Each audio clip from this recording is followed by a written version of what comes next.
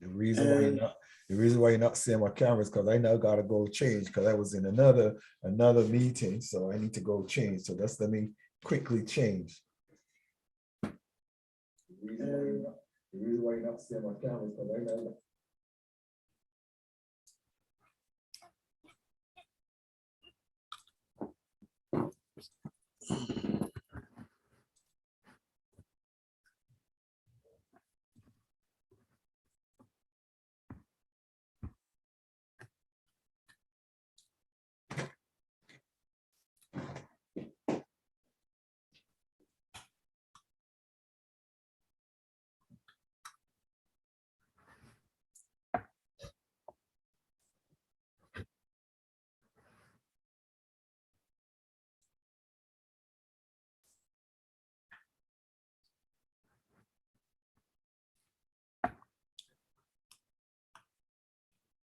Good afternoon or good evening to everyone.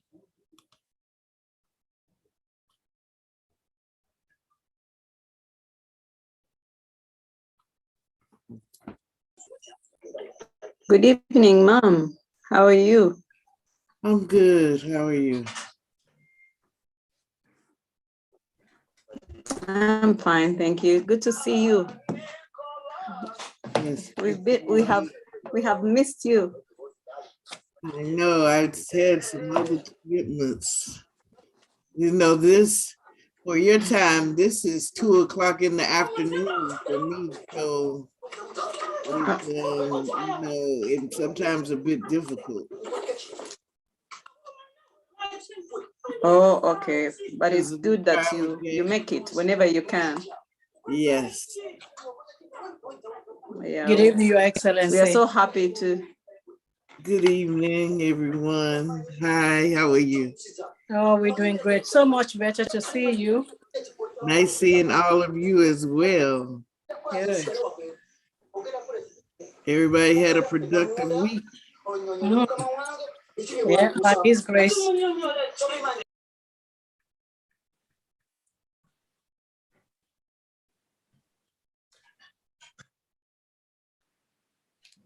All right, we're all good. So Dr. DeFoe, I'm going to, you have the sharing option that is available to you. You can set up your screen share. You're all good to go? I am. I was waiting until you officially opened, and so I didn't jump in until I knew you were ready.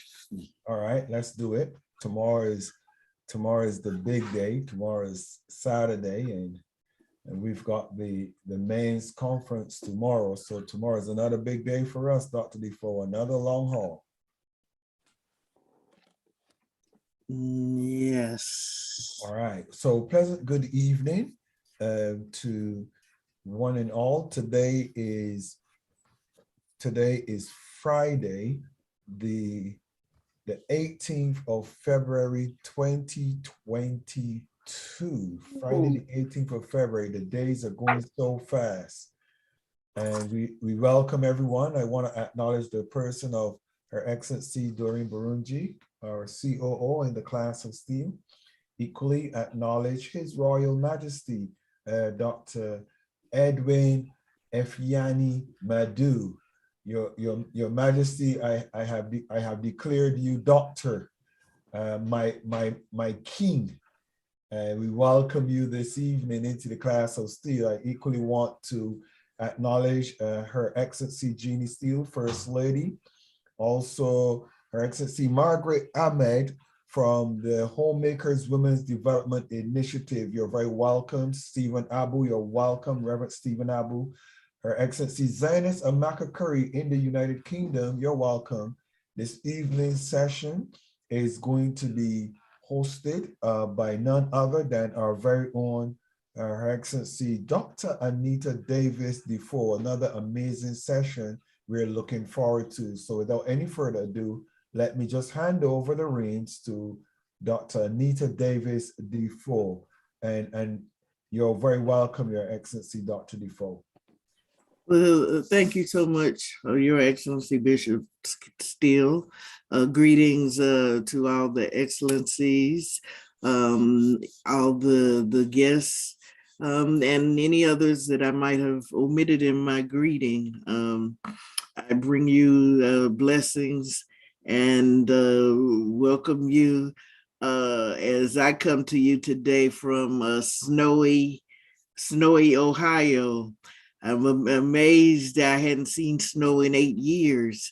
And so I've been mesmerized by the snow yesterday and today. And when I was thinking about the fact that I hadn't seen snow in 8 years, it kind of made me chuckle as I thought about what I wanted to talk with you in our learning circle today. And that's about shifting and making adjustments. And so what I'm going to bring to you today is something that is taken from one of John's most recent books, which is entitled LEADERSHIFT.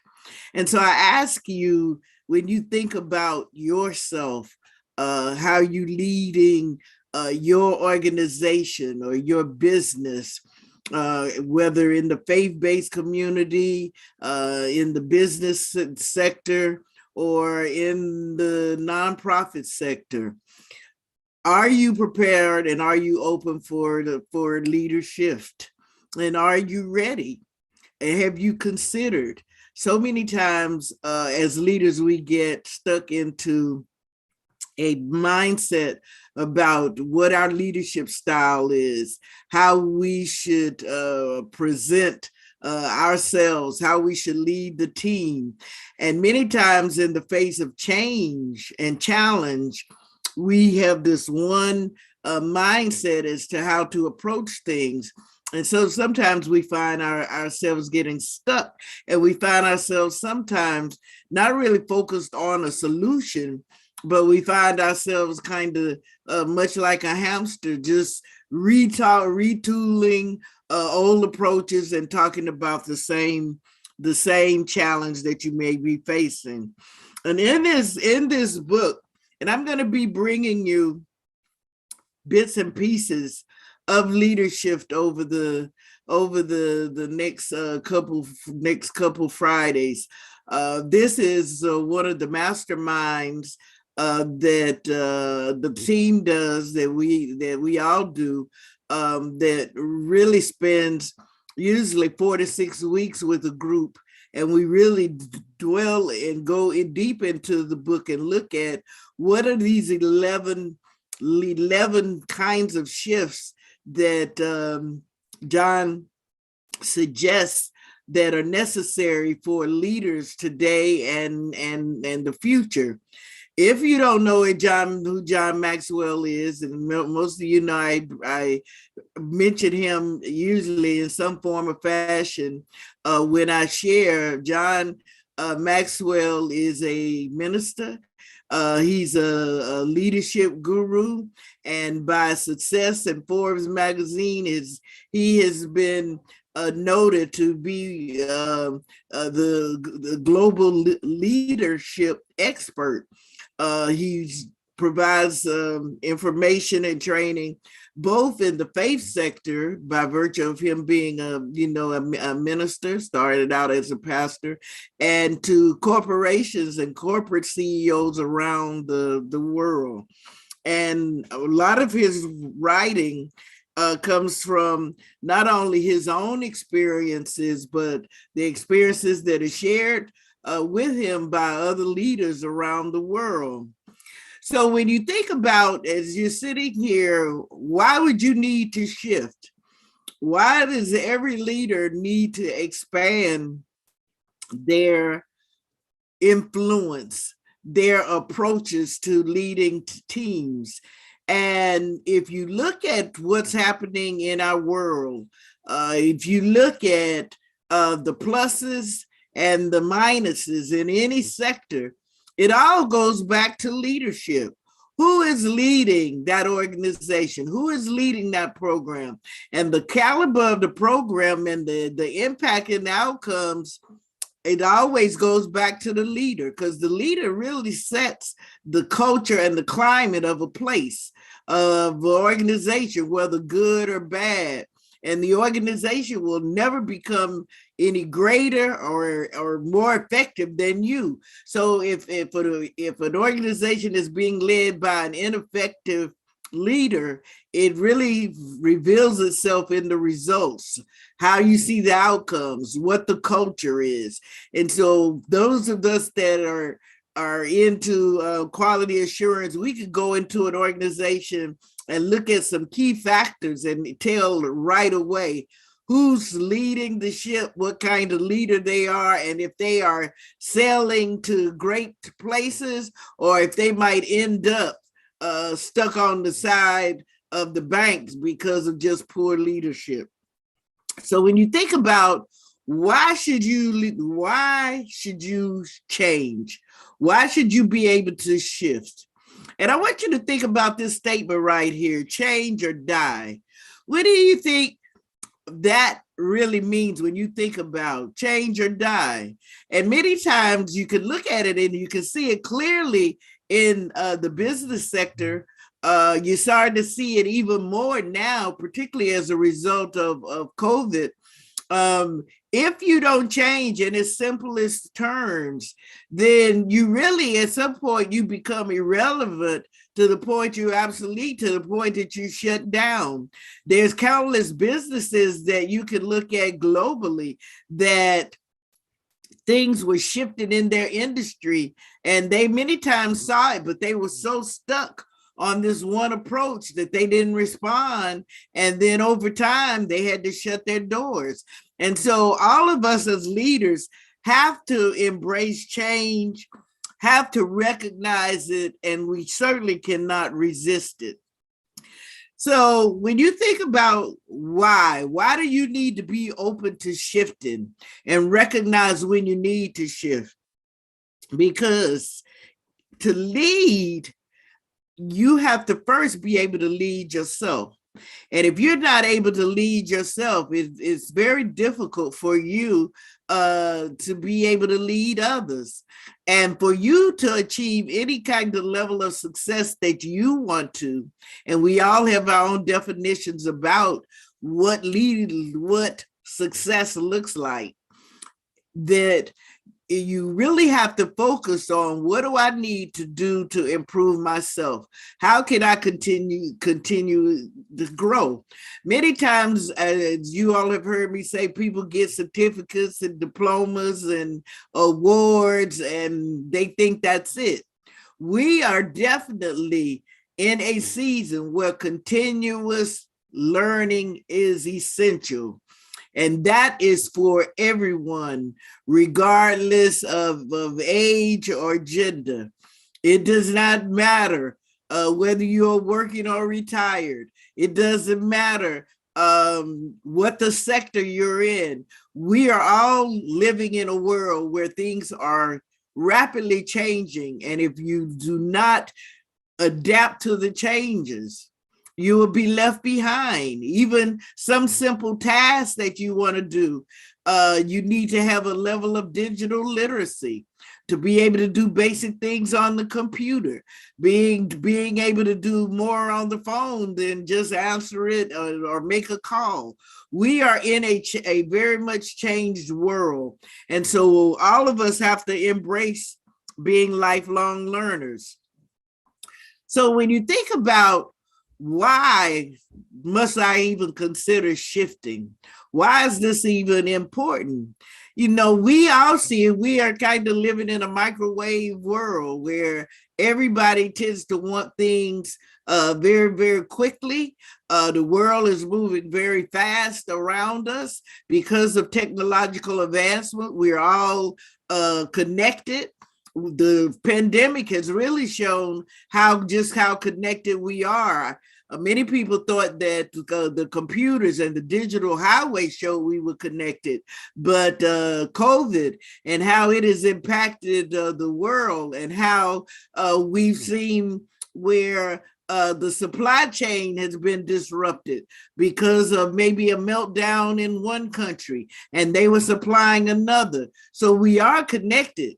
We are moving faster, and that is reflecting on how we need to really function as leaders, because as we see what's happening in the future, and even we see it seems like time is going faster. We're already on the 18th day of February. So a month and a half really has gone. The first quarter is almost gone. And some people are still thinking about the New Year's resolutions that they made. So time is going faster, or at least it seems for us. We're still getting those 86,400 seconds, but time is moving. So when you think about your role as a leader, what are you trying to do? Are you just hanging on and you just trying to survive in your business, in your personal life? What other aspects that you're leading? Are you leading just on a survival mode, or you really want to thrive? And part of thriving is being responsive to the environment around you, because our ecosystems have changed tremendously. If you look at what's happening in the world of work, if you look at what's happening in certain industries, in sectors, when you look at our artificial intelligence, if you look at even the church, I know looking and thinking about the faith-based community, some of the churches that I work with, they already had a digital footprint. And the bishop that I did some work for, he was trying to tell the churches, he was over some 300 to 400 churches across the US and Canada. And a lot of the pastors, because they were stuck in their mindset, I'm not doing anything online. I'm not doing that. People need to, they need to come to the church. I'm not streaming my sermons. I'm not streaming church. If they can't come to church, I'm sorry. And that was the attitude that these faith-based leaders had. Some of them even said, well, I'm not going to create a digital way for people to pay their tithes and offerings. When they come to church, they can pay them. Well, what happened when COVID hit and people weren't coming, when people were told to stay at home, and that churches started seeing they were losing people to other churches where they could go and have an online experience, where they could pay their tithes and offerings. And so lots of churches ended up closing, and they still have not opened back because they lost people. Millennials and Gen Zers, they're very electronic. They are digital lovers. And so they love to pay online. They love the convenience of being able to worship in multiple ways. And they lost that segment too. So part of leading is recognizing when you're leading, you're about serving others. And it can't just be about how you like something. It's about how and what the people that you're trying to reach, that you're trying to add value to, what they like. Many times as leaders, we get so stuck into what we like and how we like to experience something.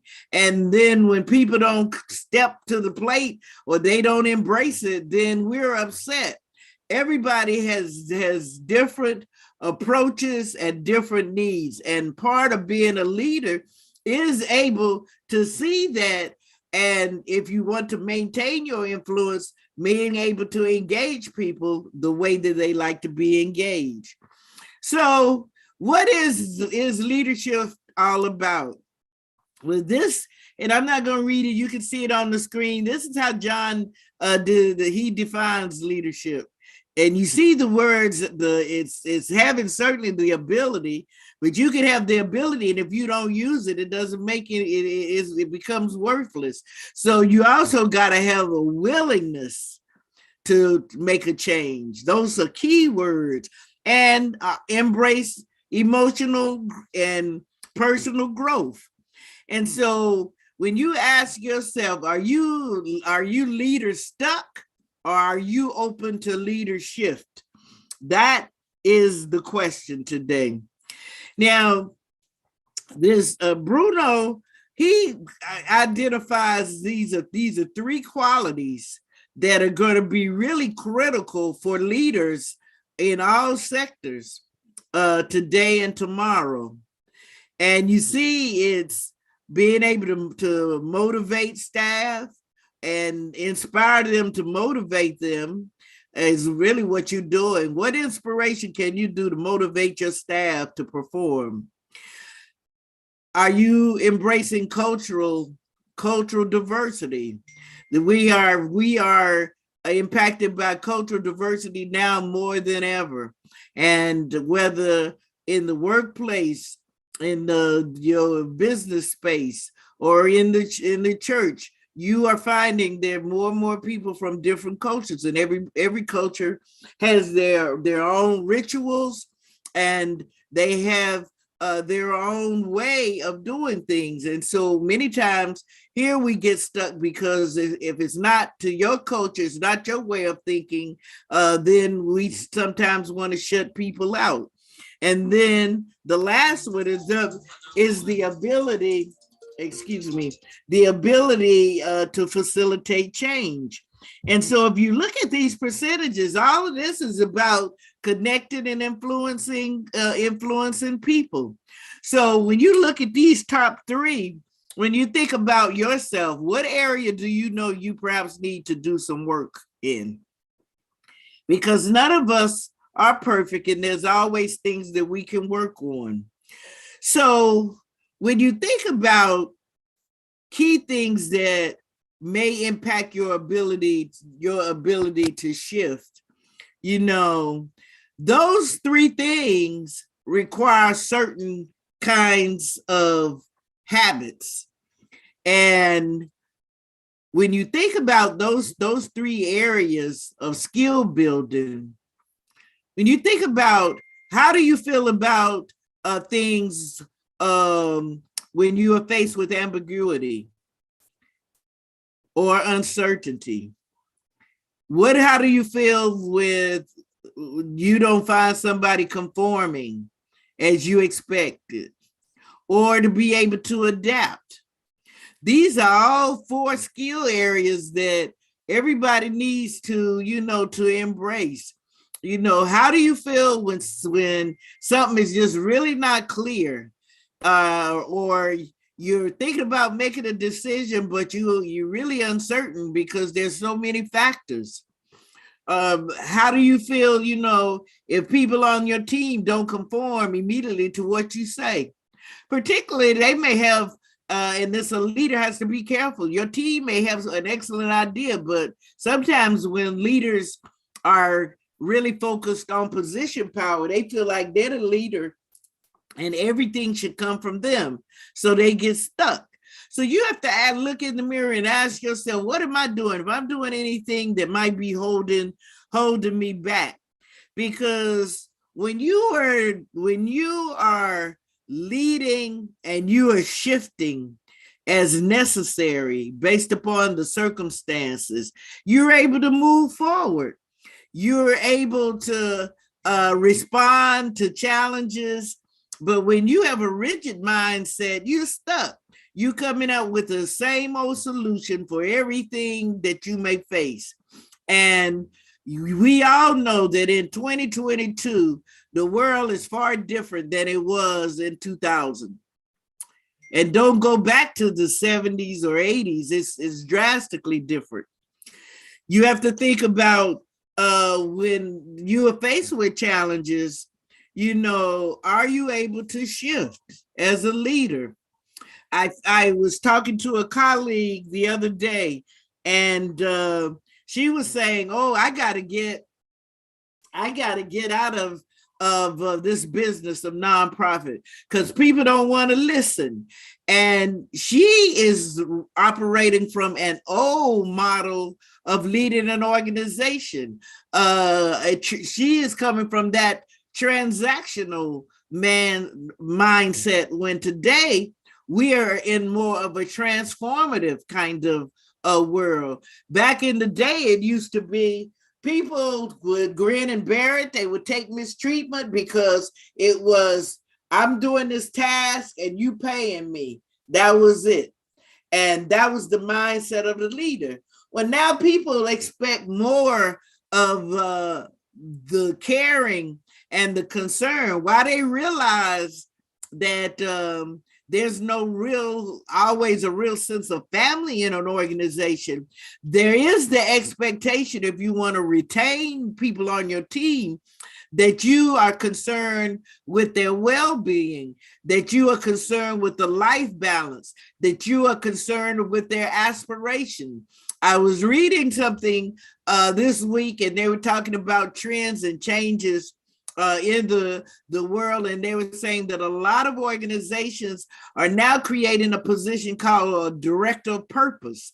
And part of this is so that they are working with their team to not only help them to be successful in the workplace, but also trying to understand their personal growth aspirations, anything outside of the sphere, so that they can have that balance and that they can make the worker, the person, feel that they're concerned about the wholeness of a team, the wholeness of the person. And this is far different from how it used to be, but we're in a much changed world. So you have to ask yourself, am I stuck? Am I being rigid? How am I embracing and making people feel on the team? So these are some of the whys as it relates to why you need to shift as a leader. Now, I'm going to show you this short clip and let John, in his own words, talk to you about leadership.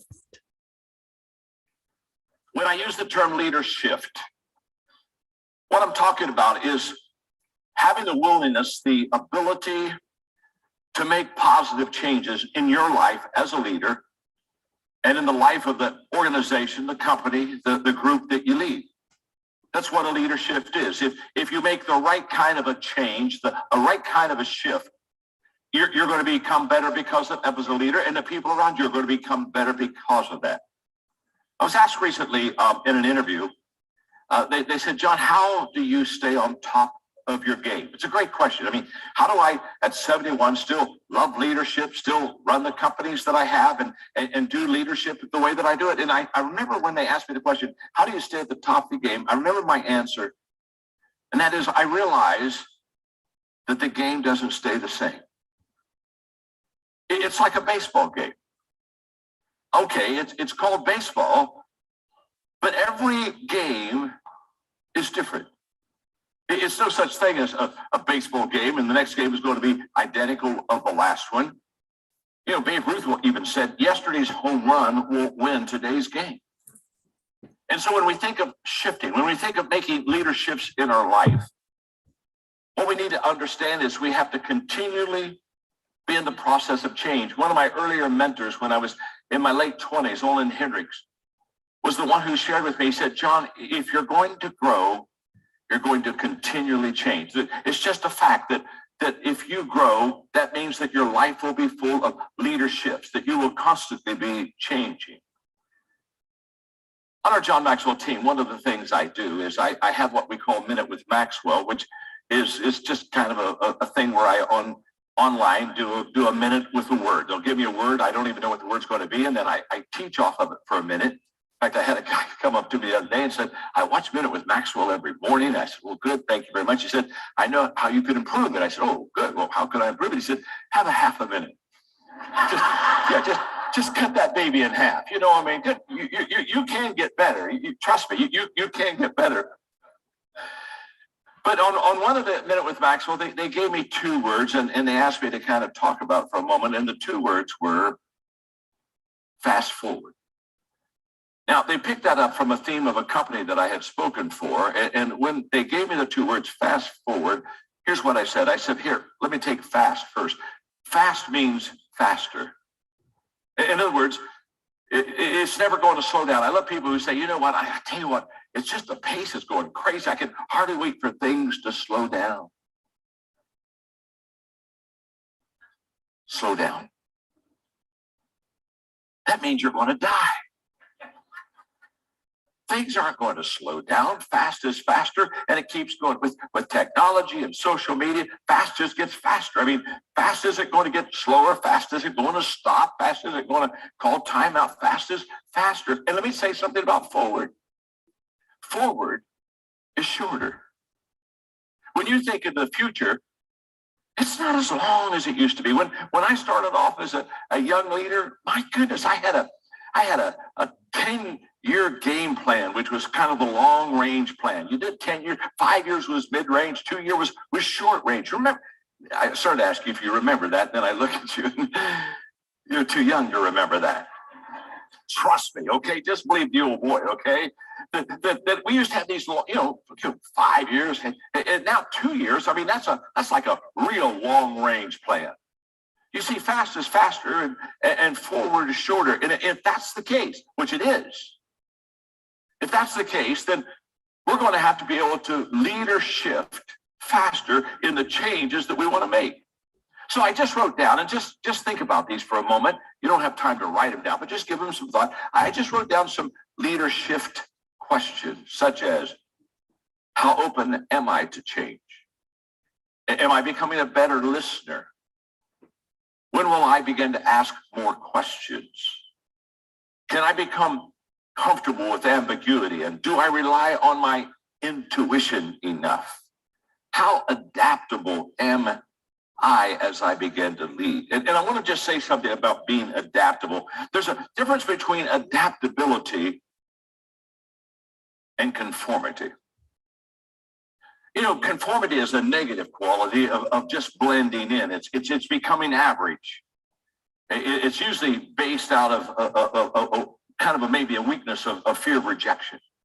And that's not what we're talking about today. We're talking about adaptability, which is a positive quality, which is very proactive in adjusting so that you can succeed and do better and grow. And it's a strength that's based on confidence in your intuition and confidence in your abilities.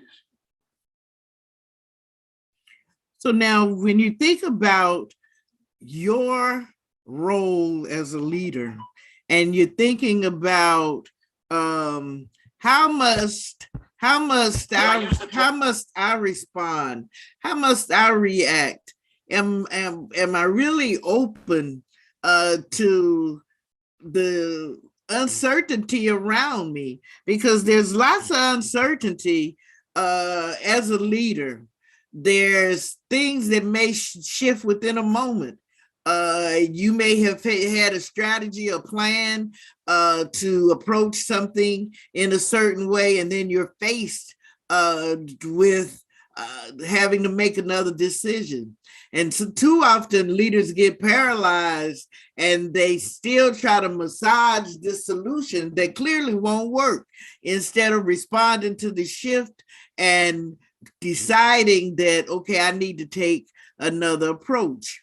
So when you think about it and the questions that John shared with you to think about, are you open to change? Because so many leaders really find themselves stifled and not able to move the organization to the next level or the next project or to achieve the impact, because they're still using an old model. They're using an old approach.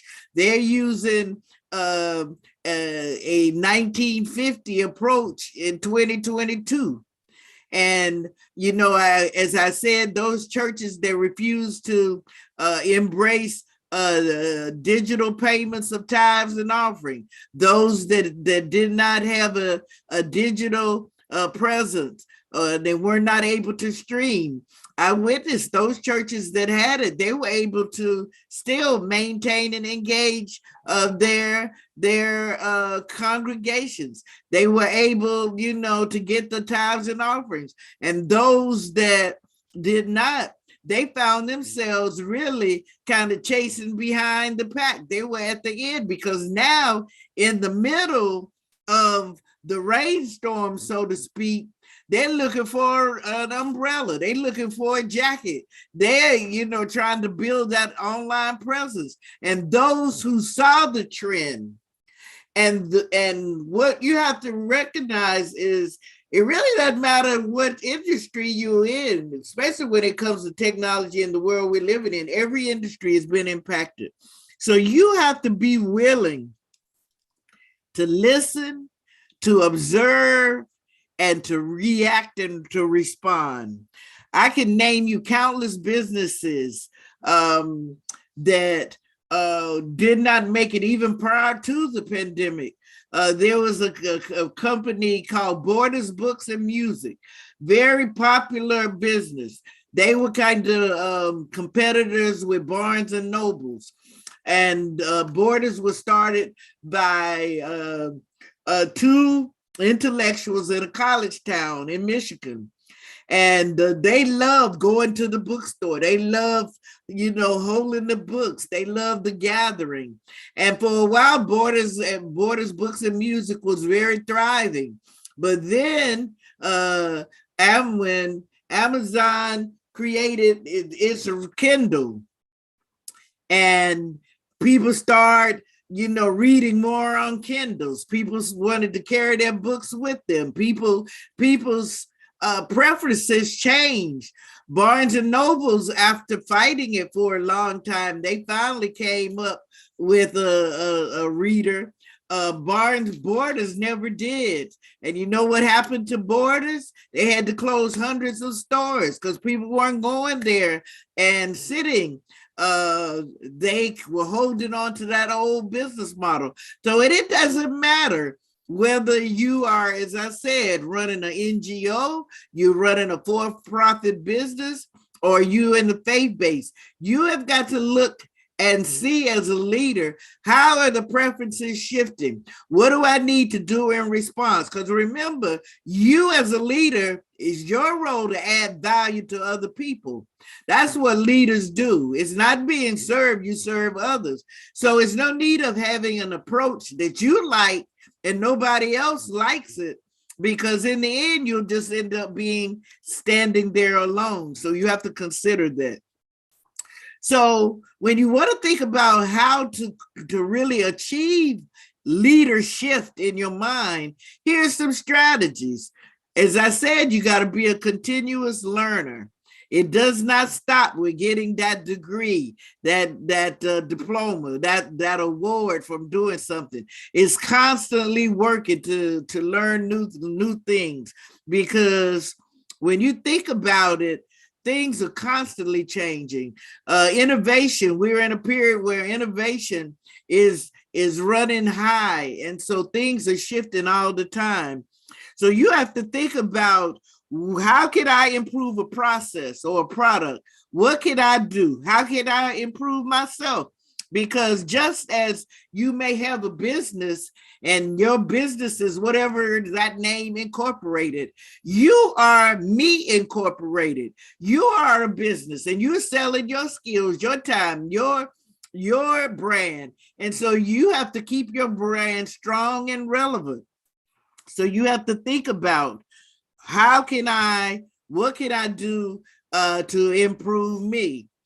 Yes, you can value yesterday, but you want to live in today and you want to be prepared for tomorrow. So you have your historical knowledge that you gain, that you should have gained some wisdom from. And remember, you're dealing with education is one thing that you get from books, your academic learning, but there's your spiritual learning. There's your mindset learning. That's the wisdom that you get from your experiences. If you read this, it's like, people may honor you for what you did yesterday, but they respect you for what you're doing now. They know what you did, but if you take what you did yesterday and use that to strengthen who you are today and look to the future for tomorrow, that makes you a stronger leader. So you have to think about, what are you doing to add value to others? That is a big thing that John stresses with all of us on the team, and that he does with, millions of people around the world when he's doing his work. It's always for the leader to add value to others. And so many times leaders are just about, who can serve me? I'm the CEO, I'm the president, I'm the leader, and let me sit back and be served. But that's not what real leaders do. That's not really being a true leader and an impactful leader, because you can be a leader on paper, but if you're not accomplishing anything, that's just where your name appears on the organization chart. So you want to be known and have a brand for being decisive after you've analyzed the situation, that you're adaptable, and that you show concern and empathy for the people on your team. You want to think about also what you can do today, that the moments that you are experiencing on a daily basis, that they can really become memories, and they become memorable moments that you can use in other aspects of your life and your life and your work. You want to make sure that you are really focused on living today, but thinking about how you might need to lead for tomorrow. Too many times we kind of focus on what happened in the past, and we replay it. And I always kid and say, if you're looking in the rear view mirror like this, you're going to bump into something because you're not looking ahead. And if you're doing this rear view mirror living and you always looking back, you can't see what's in front of you. And at some point, I'm sad to say, you're going to crash up, because if you're in the rear view mirror like this all the time looking back, you certainly can't see what's in front of you. So you don't want to do that. You want to learn. You want to analyze all the situations that you have, and you might need to do that at this moment. Maybe you still clinging to something from the past. Look at it, analyze it, see what were your takeaways. Think about what you could have done differently, and then take that wisdom to your today and use it so that your tomorrows can be even better. Think about your mindset, because we really do attract what we're thinking about. And if you're thinking about doom and gloom, if you're thinking about negative thoughts, if you're thinking about who did you wrong and who you're not forgiving, and how you want to get even, or if you are just really forgetting to have that spirit of forgiveness, because you need that as much as doing the act of forgiving. You need it for yourself, because it takes a lot of energy to keep the hate going, to keep that malice going, when your mind should be focused on doing something positive for yourself. Because too many times we, unfortunately, bring the hurts on ourselves, because we feel like we can change somebody, or we see who that person is, but we still go in headstrong anyway. When people show you, as Dr. Maya Angelou would say, that when they show you who they are, you need to believe them. So you have to be careful who's in your circle. So you want to think about, what do I need to do? What baggage might I need to get rid of, so that I'm not attracting that negativity into my space, so that I can be as positive as possible, and that I can be open to possibilities for my life and my work. So you have to ask yourself, what are you attracting?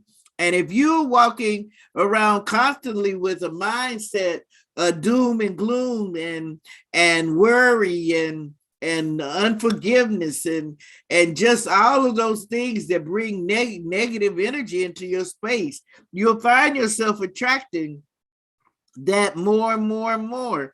So you just watch your mindset and how you are facing each and every day. So now when you think about it, and I want you to just to read this, and I don't know if everybody can see it, but it's just some food for thought. And I'll read it to you in case some of you, I don't know, may have your cameras off.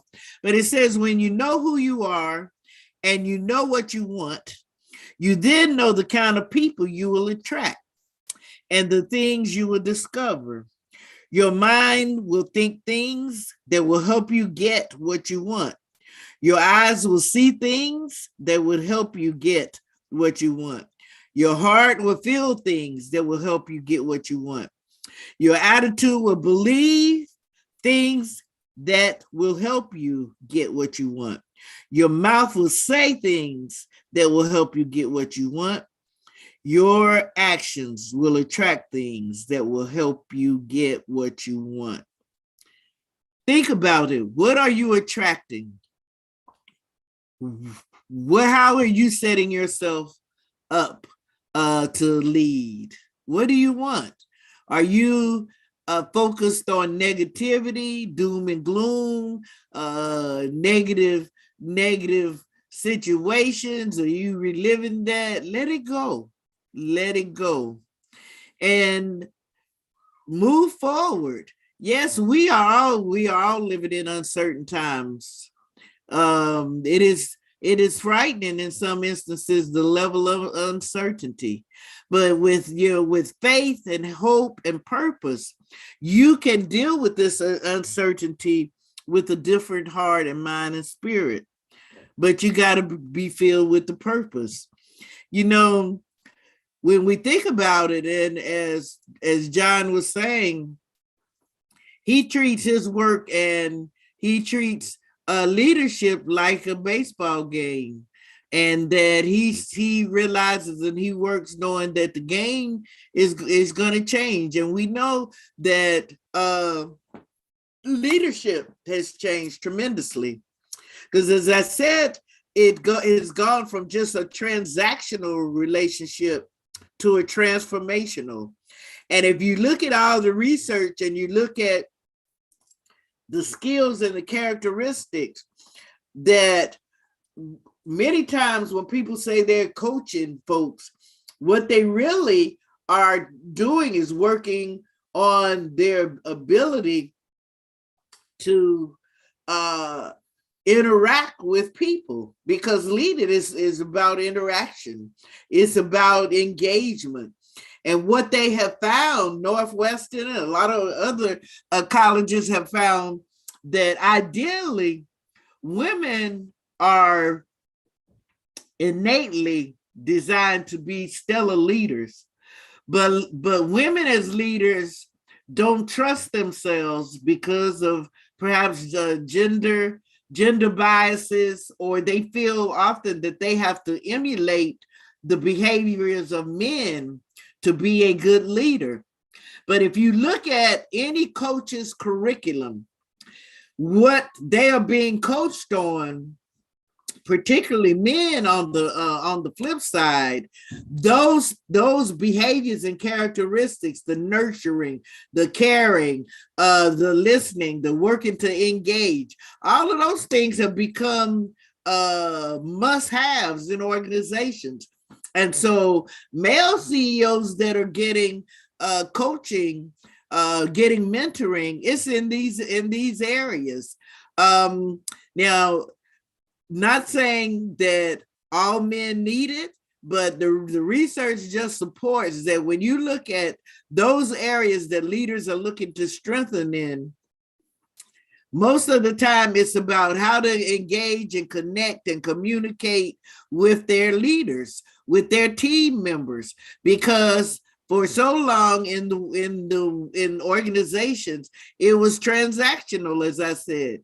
It's I'm paying you to do XYZ, do XYZ, and case closed. Well, that doesn't work in today's organizations. Any organization, there has to be more engagement. There has to be more interaction, more discussion, more participation if you're really gonna have the impact. And that's a big difference. So you have to think about how and what areas can I work on to strengthen so that I can be a better leader right now and for tomorrow. And what changes do I need to work on? When you're thinking about how you're going to make yourself a stronger and more impactful leader, this is some of the other things that you can do. Try to learn something new, try something new, find something new, and see something in a bigger way.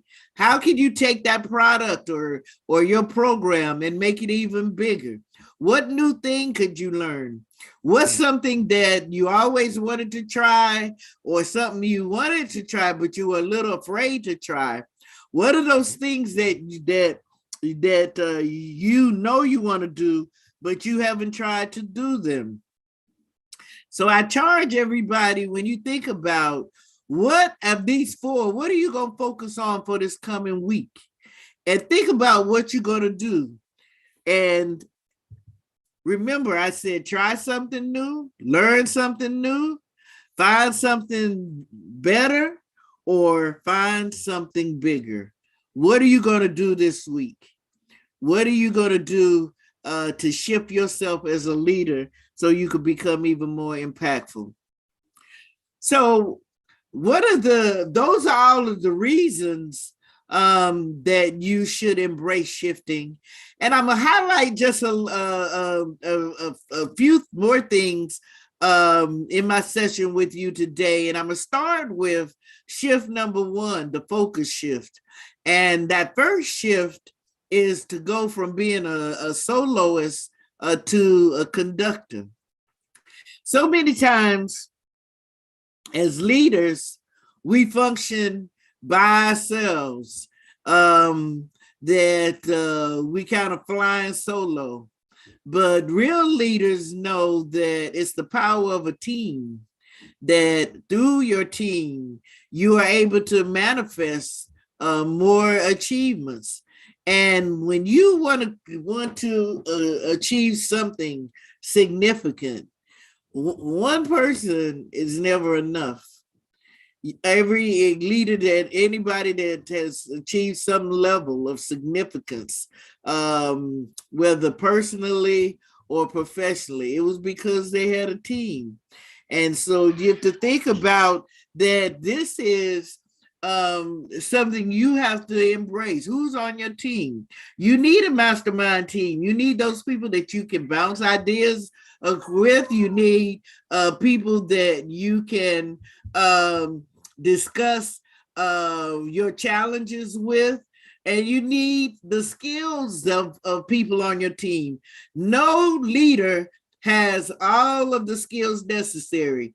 You guys have heard me kid and say, if the only way I could get work was being a stellar user of Excel, then I would never have work. But I know that I need to have somebody on my team. If I need some Excel, I need somebody to call on.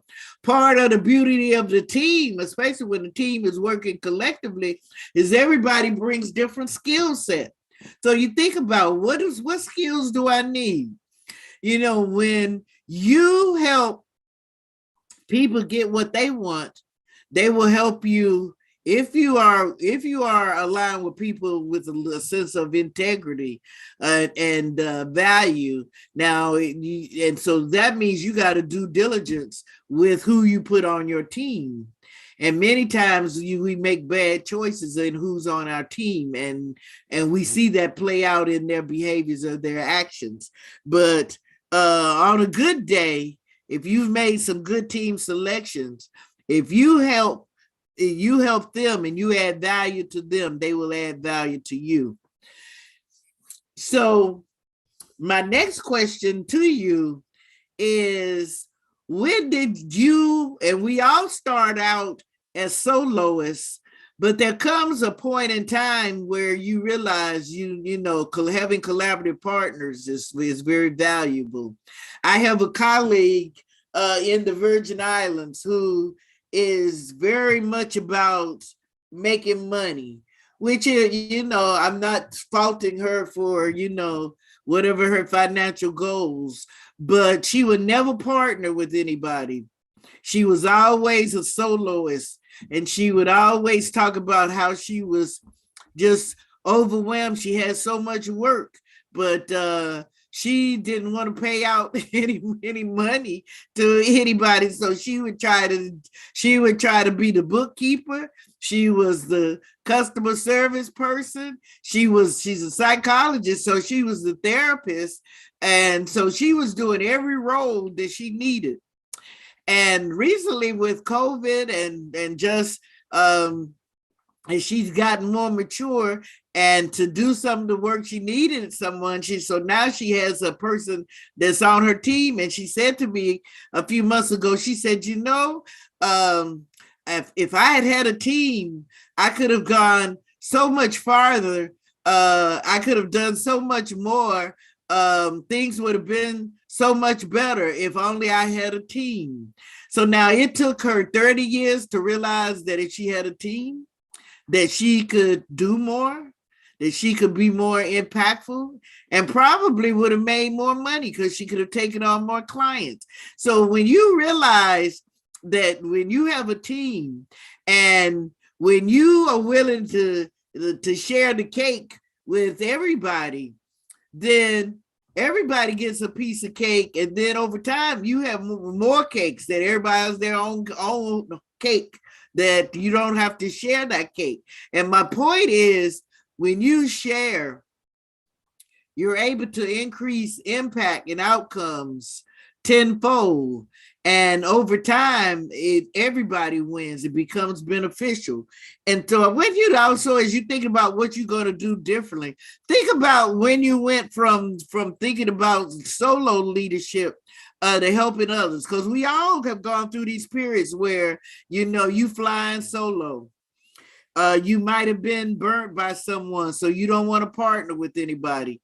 And you might have been burnt by somebody that did you wrong 10 or 15 years ago, and you still saying, I ain't partnering with anybody. So you're stuck. But if you can get beyond that, what did you learn from that lesson? Maybe the person showed you their behaviors that they weren't a good partner to begin with, but you did it anyway. Or there was some things that you should have said to the person. Maybe your agreement wasn't clear. It's always, even though we are impacted by people with bad behaviors, we always have to look in the mirror and see and ask the question, what did I contribute to this?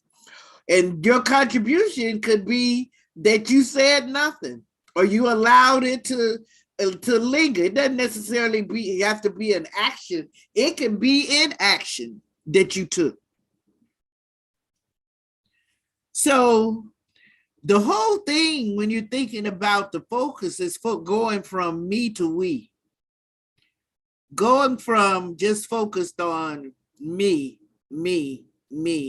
and think about what can we do together?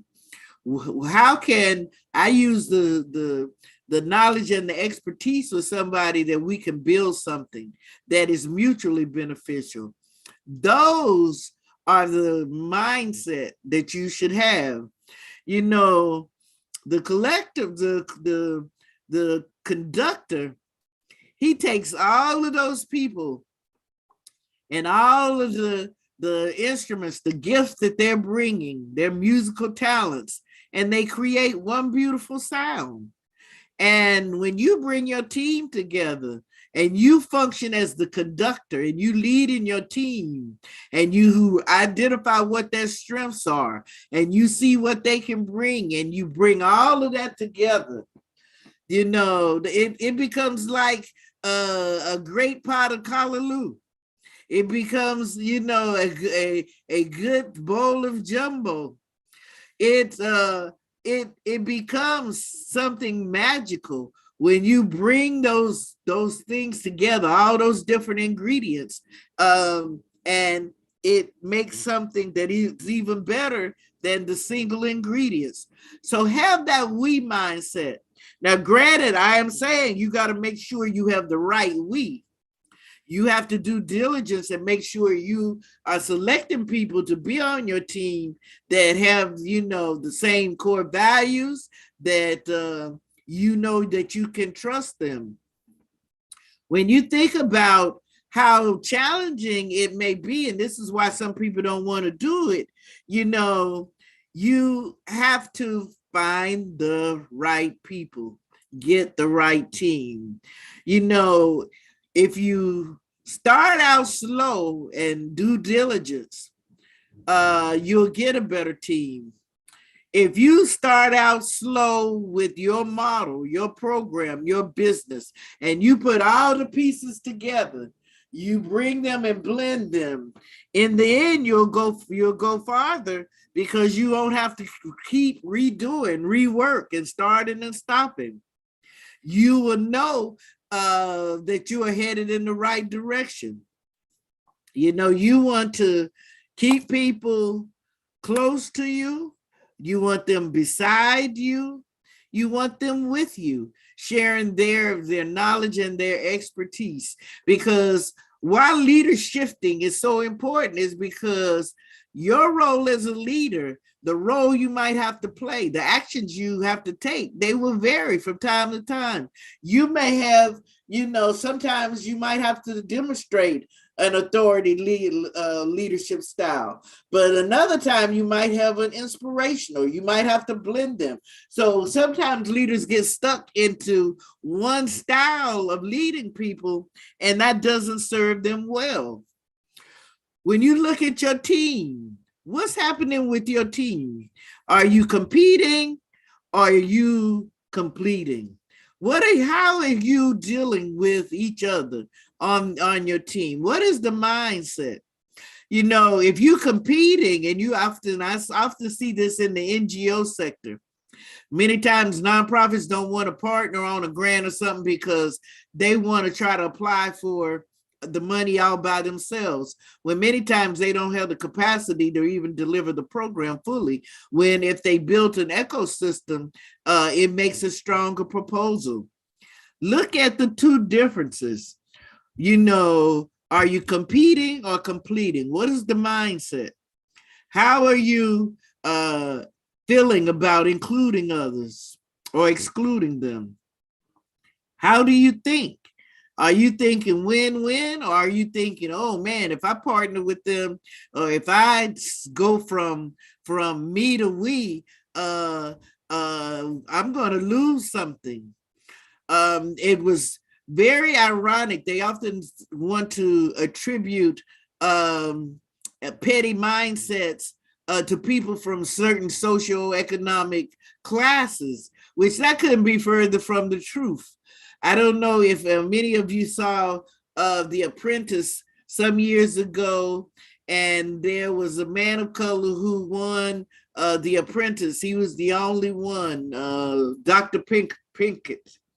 And he was sharing the program recently that you brought all of these power brokers into a room, and all of them were doing extremely well in their careers. All of them were doing extremely well with money making. And they were talking about working on a project together. Everybody was, so for it. The conversation was going well until the talk about money came up.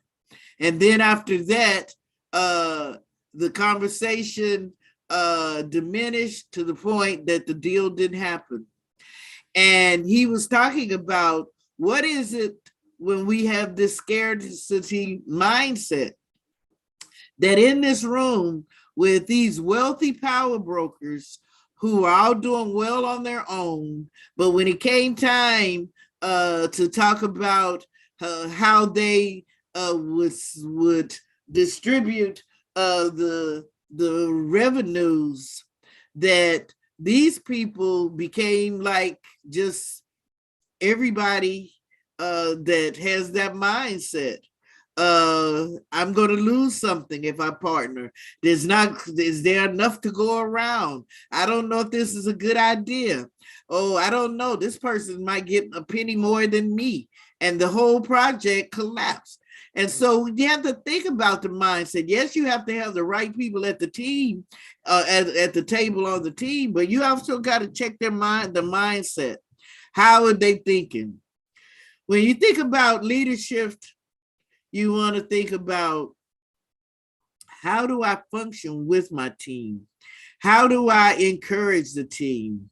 You know, am I upset if they know something I don't know? Am I feeling that they're outshining me?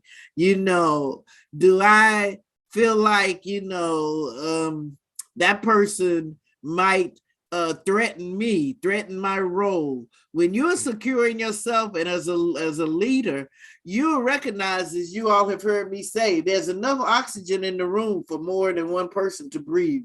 And so the only person that will stop you from achieving whatever you have in your mindset is you.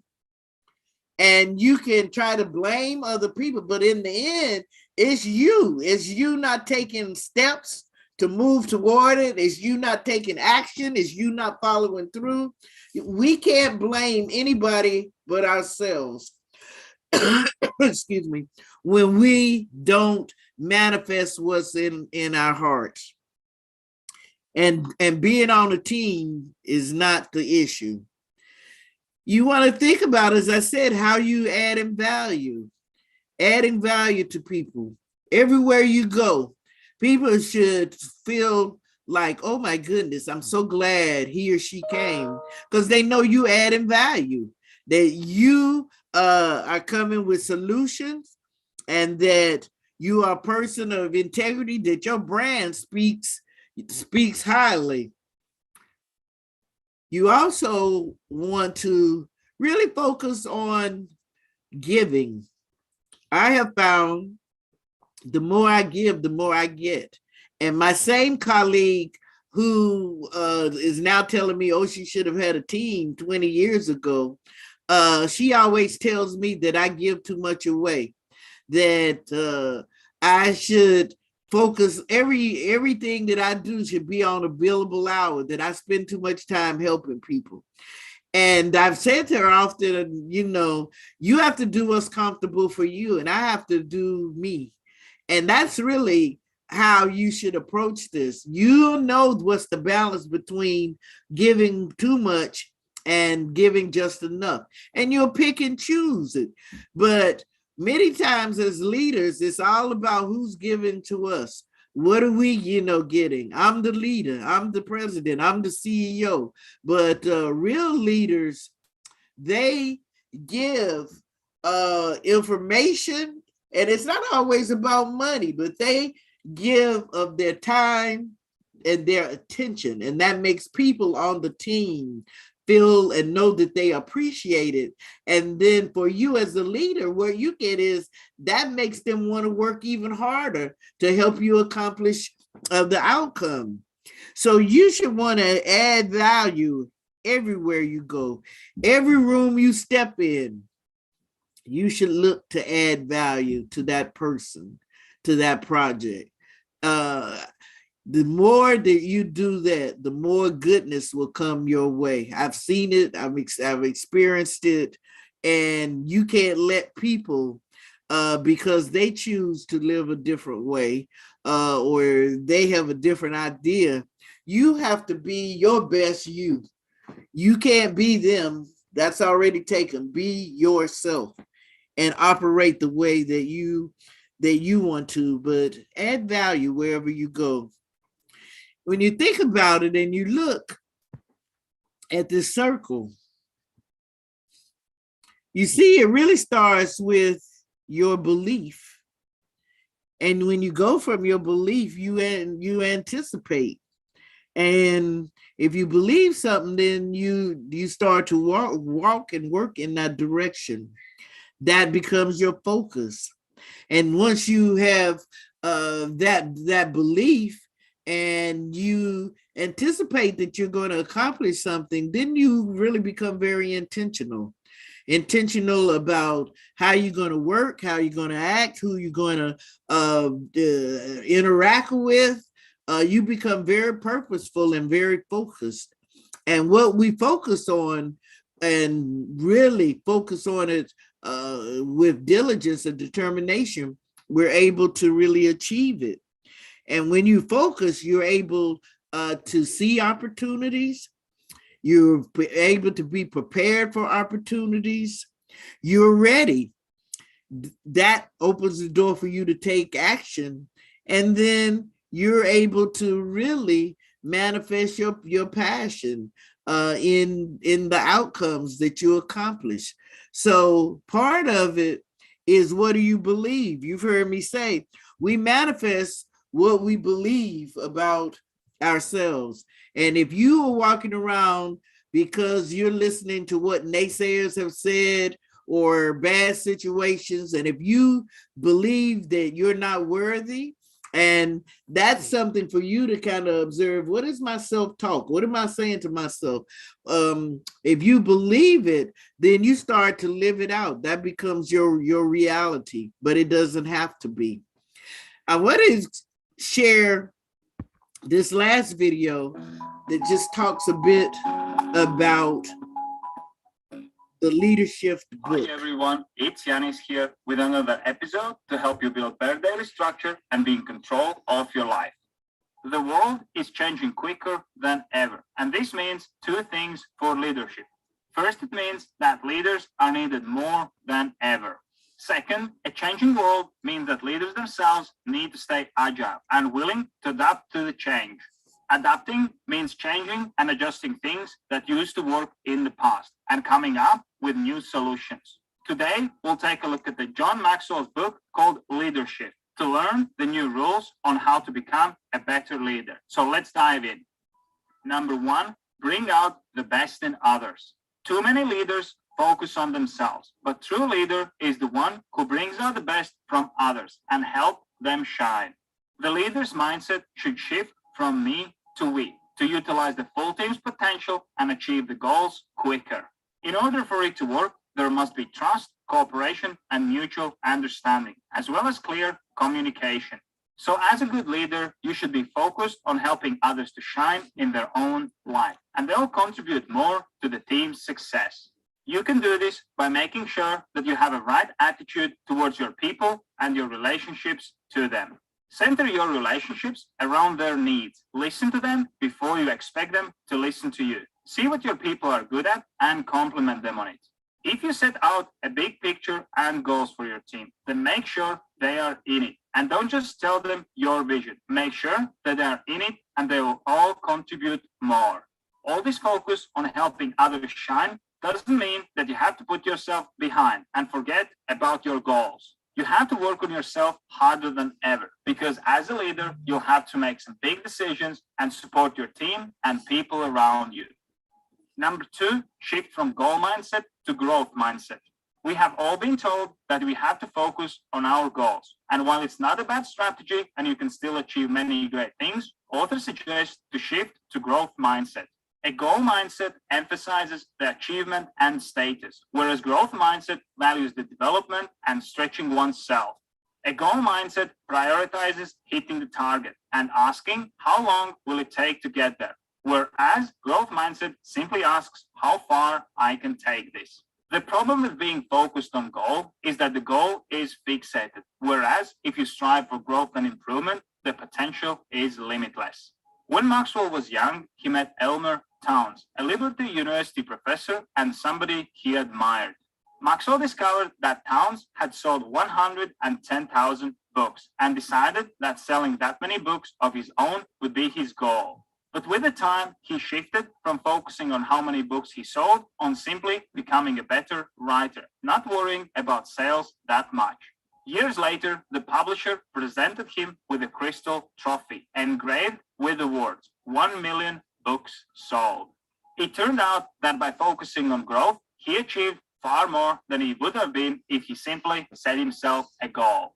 The key in developing a growth mindset is to have a teachable spirit and not just saying that you want to learn, but actually taking actionable steps and achieving it. Number 3, don't just climb the ladder, build ladders for others. Some leaders who are self-focused are trying to climb the ladder in their life, and they're trying to climb it as high as possible. But true leaders are building ladders for others, and in doing so, they make an impact and help others to achieve their goals.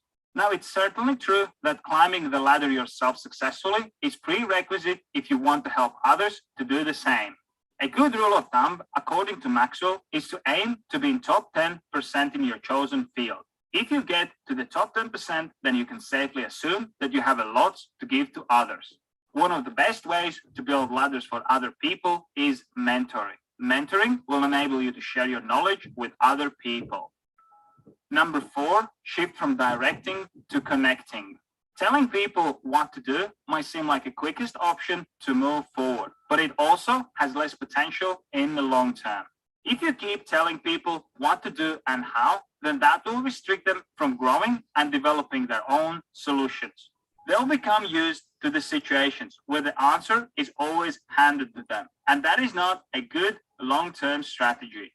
First of all, you'll always have to be there if something happens. And secondly, the person will not be able to develop themselves. So you have to connect with the person instead of directly telling them the solution that you came up with. One of the most important skills that leaders have to develop is listening. By listening to individuals, you can understand what they need and what they want to solve the challenges by themselves. Number 5, diversity is beneficial.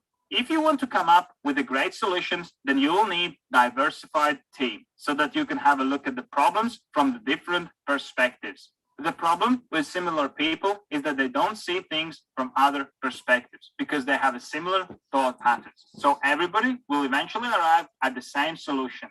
As a leader, you have to build a team that is a mix of different people, and you also have to be open-minded and accept different proposals to the situations. Number 6, authority. Leadership is influence, but where does the influence come from? Influence, as it turns out, comes from moral authority, and it comes from 2 main sources. First is integrity, aligning your words with your actions. You have to be persistent with what you say and what you do. Over time, your team and people around you will know that you will do what you say. Second is courage, the ability to face challenges and make decisions. Everyone wants to be a leader and reap the praise when things are going well. But when people face the challenges, they tend to hide away or come up with some sort of excuse. And that is not how you'll gain any moral authority or influence. So when the tough times come, you have to make sure that you stick with your values and you lead your team, even if you're not sure about the outcome. If you enjoyed this video, make sure you hit that like button. And if you have any questions about time management and becoming more productive, then leave them in the comment section. So in conclusion, as a leader, and I'm gonna stop there, and we just really touched on 2 points today, and that was why you need to consider shifting and the shift focus, the focus on how to change your mindset so that you can be more impactful and more engaging. This is just some excerpts from LEADERSHIFT. I'll bring more highlights from some of the other shift ideas that are expressed in this book. Once again, as always, thank you for an opportunity to share with you. And I hope that I added value to you and that it gave you some things to think about in your journey and your role as a leader. Thank you. Your Excellency, Dr. DeFoe, come on, come on. I want to celebrate you today, Dr. DeFoe, because you're adding such great value to the class of steel. And I sat here as a leader and I say, I thank God that I was mentored from my youth that I appreciate the value of staying in the press. You know, they say, if you want olive oil, you have to press those olives and then the oil comes out. If you want to be successful, you need to stay under the teaching of those who've been there and done that. And you don't divert, you stay focused. And Dr. DeFoe, you have done us proud in sharing about the LEADERSHIFT. I think that it was a really timely subject to bring up. As a matter of fact, I myself, my wife said to me, darling, you know, you don't always have to be there when Dr. DeFoe is doing the class. You know, the reason is to give you a little break, but I don't have a break from learning. I always want to take my notes and I just add value. So I am well blessed. I am blessed from that, what you shared today, even though if you look at what I do, it implements multiple things that you've suggested, you've shared, but equally, I'm blessed to have them at the forefront of my thinking all the time. So thank you so very much, Dr. DeFoe. I'm very honored. My pleasure. It's my pleasure and my honor, as always, to share and be in the learning circle. We learn from each other. Teachers come to us in so many forms and fashions. Definitely. Anybody have any questions or comments? I see Zionist, Your Excellency Zionist. I know you take copious notes. Your Excellency Zionist, do you have a comment or anything to share or thoughts?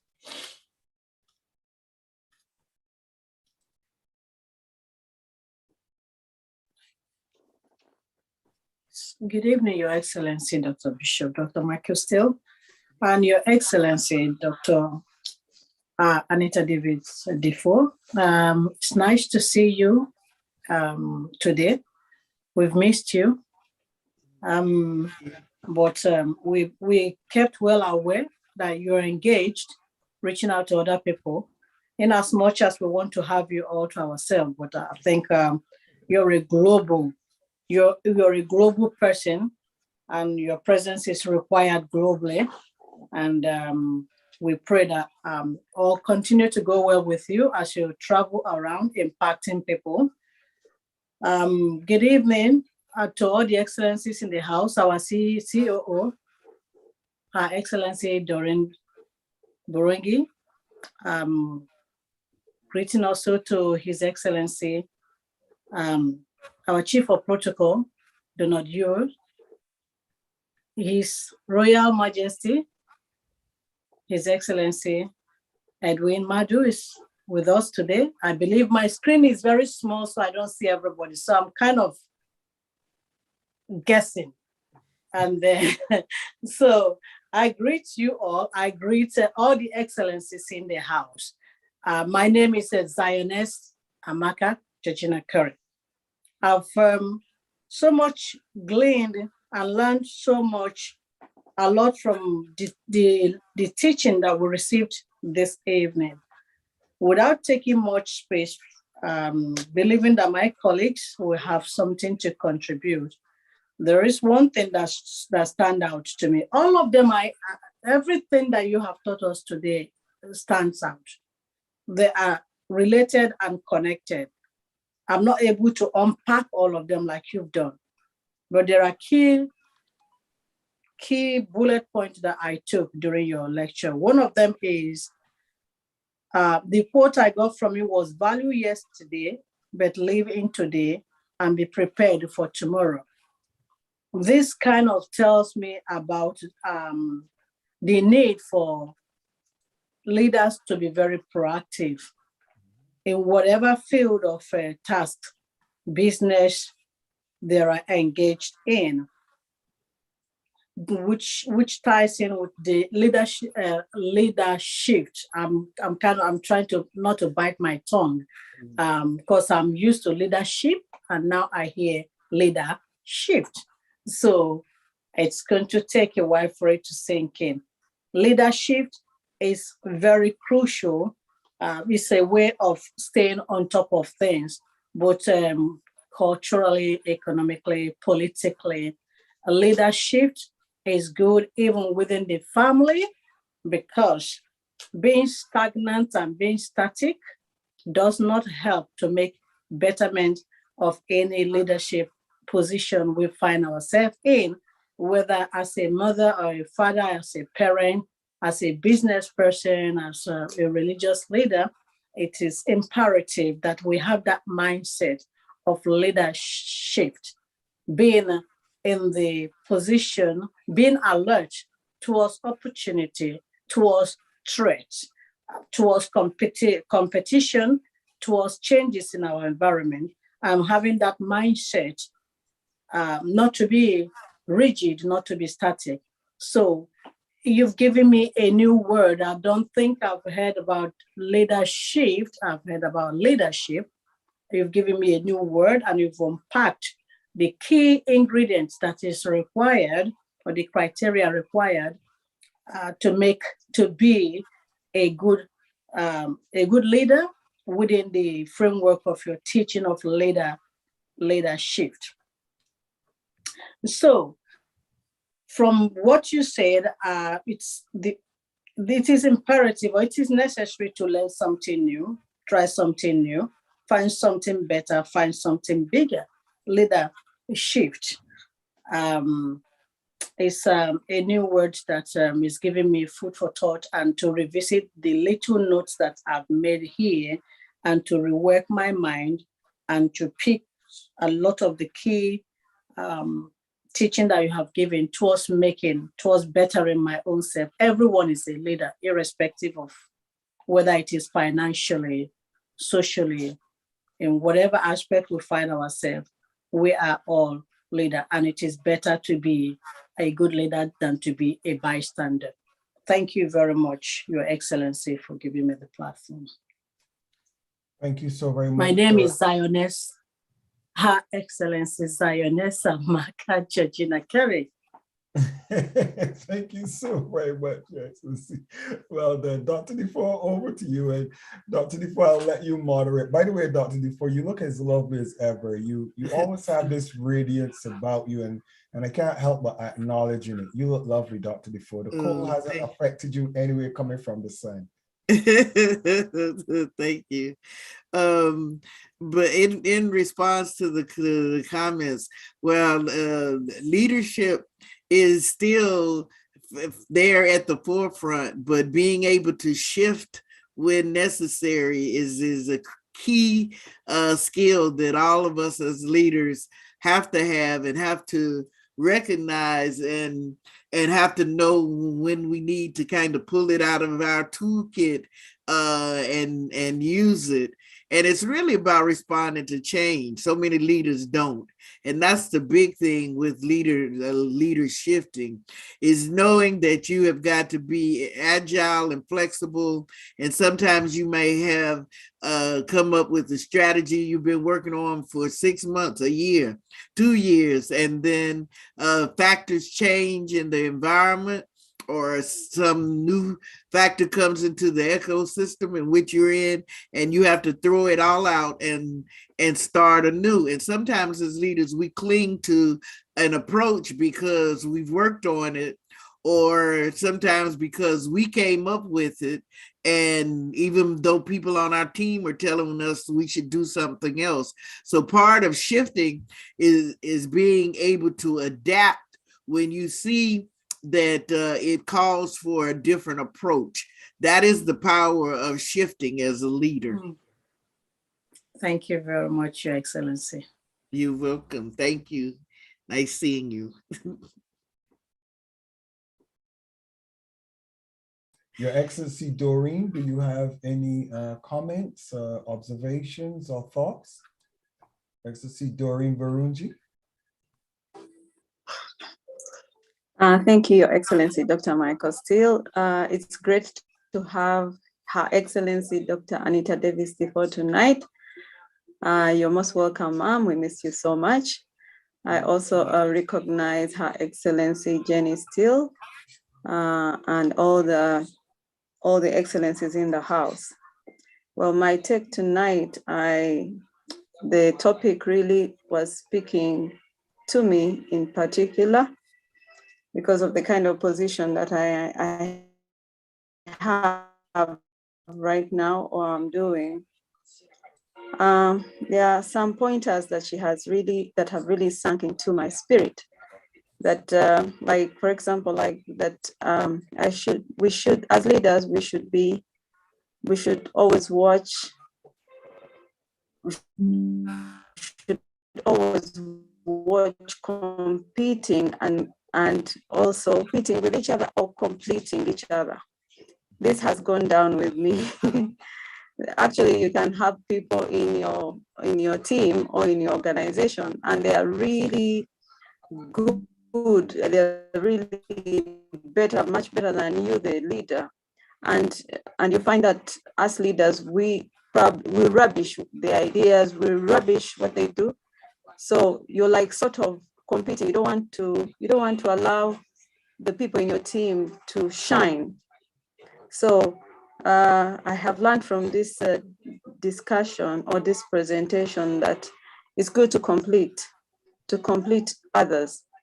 You support them to achieve exactly what they are bringing to the table, and by so doing, we win together. She also adding value.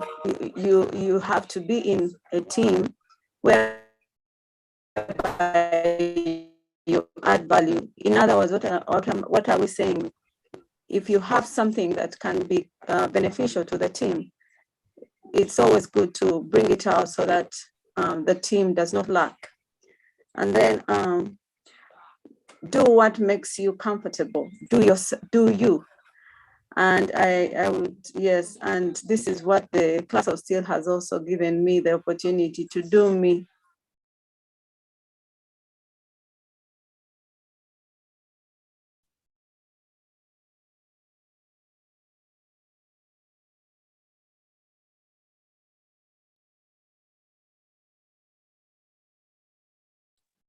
Looks like Doreen has dropped off. Doreen, you're still there? I think you have dropped off.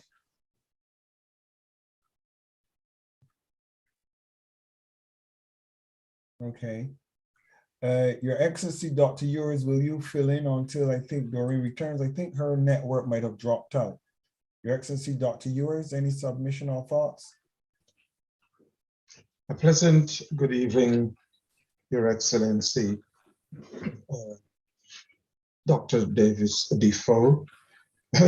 It was a pleasure, as usual, to listen talking about leadership.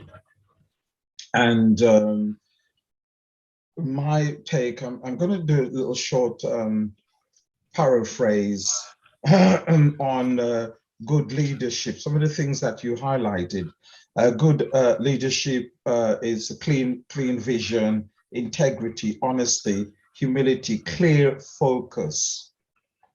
Bad leadership, disrespectful, poor communication, lack of conflict avoidance, lack of listening skills, don't ask for feedback, unforgiveness, people pleasers, lack of time management skills. My question is, can everyone be a leader?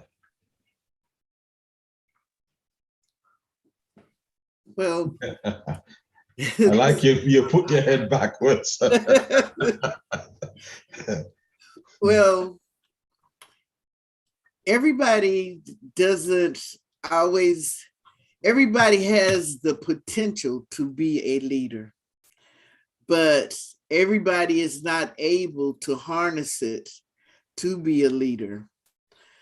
Everybody, even sometimes people become leaders by virtue of longevity at a place and are elevated to a leadership role within an organization, even though they don't have the skill set to be able. And unfortunately, I'm sure all of us have had at least one experience where we were in an organization or something where the person leading couldn't lead themselves down the road, but they were the leader. And you see that, and you also see how that impacted the outcomes. and the ability for them to actually to achieve something. Your adjectives is describing leadership and the lack thereof is spot on. But as one of the things John points out in this book is that everybody needs to learn how to lead, because our first role as a leader is leading ourselves and leading in our own lives. And we see this play out, unfortunately, so negatively with millennials and Gen Zers, for example, who get swept up in the lure of the street, or they get swept up with their peers because they're not able to lead. They don't have the resistance skills. And you see that often people who struggle during those formative years, they carry that people pleasing and some of the other adjectives, they carry those on as adults. So my response is, yes, we all have the potential to be a leader, but many of us are perhaps not able to get the recipe down, so to speak, and we're not able to lead ourselves. And this is why you often see so much wasted potential, that you see somebody and you see what they could be, but either, their mindset, maybe they've had psychological or physical trauma. There may be a lot of risk factors that sometimes that impact people's ability to really manifest their potential. So this is where mentoring and the word I hate to say, coaching, where it comes in. And while I believe in coaching as a process, I think everybody calls themselves a coach now. So it's where the watered down the value of it, because everybody's coaching. And then if you see that in some instances, people can't coach themselves along with somebody else.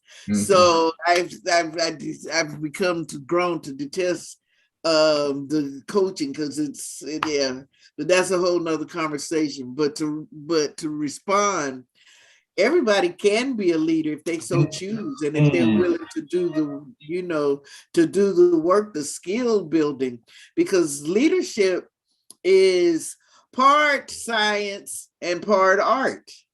Because you can read all the theories, you can take all the classes, you can know all the models, all the research, but if you are not able to activate them, if you are not able to connect with people, in the end, the theories and the models don't mean a thing. If your interpersonal skills, your ability to connect and communicate with people, if you don't constantly work on that, because as a leader, you're in a rough seat. And as a leader, you may have team members that have poor social skills, their emotional intelligence. So you got to deal with attitudes and behaviors. There could be political agendas. There's so many things leaders have to deal with that sometimes people opt not to. They say, I don't want to lead anything when they get out of leadership roles, but everyone can be a leader, but everybody doesn't choose to for whatever reason. Thank you. Thank you so very much for that response, Your Excellency, Dr. DeFoe.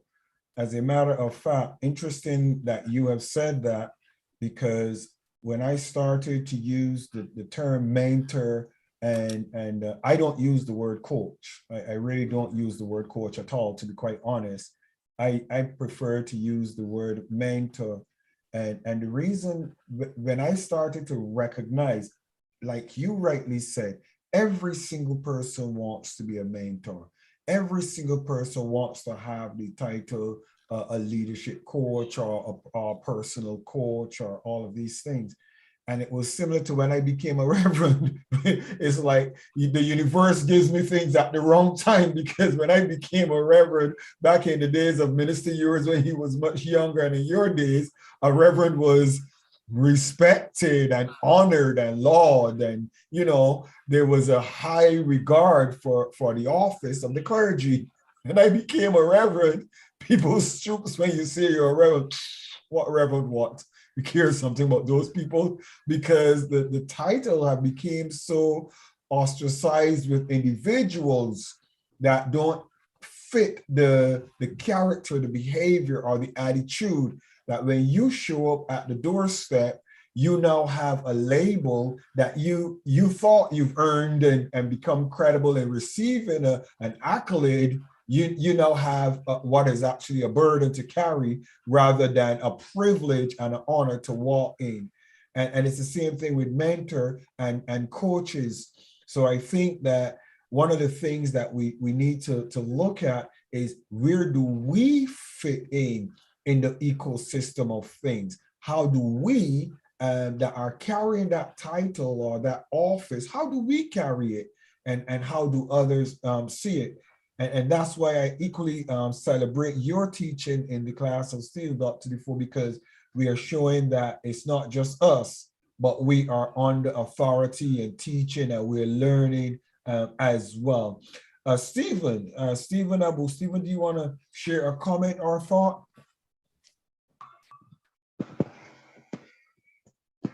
Your Excellencies, good evening, sir. Good Your evening. Excellency, Dr. Michael Steele. Evening, Your Excellency, Dr. Anita Davis-DeFoe. Your Excellency, Jenny Steele, the GOC, and Your Excellencies, to other Excellencies on board. I just want to ask one or two questions. I didn't quite get when you mentioned about conformity and adaptability, the two things. You said conformity has a negative part of it, and adaptability is more, it's better to adapt to change. I know that. So I want to know what's the best issue there, conforming, or to conform to a change, or to adapt to that change as it goes. That's my first question. Then the lesson has been so informative, and I've really been thrilled. It's quite interesting. You said that what you did yesterday, you'll be honored.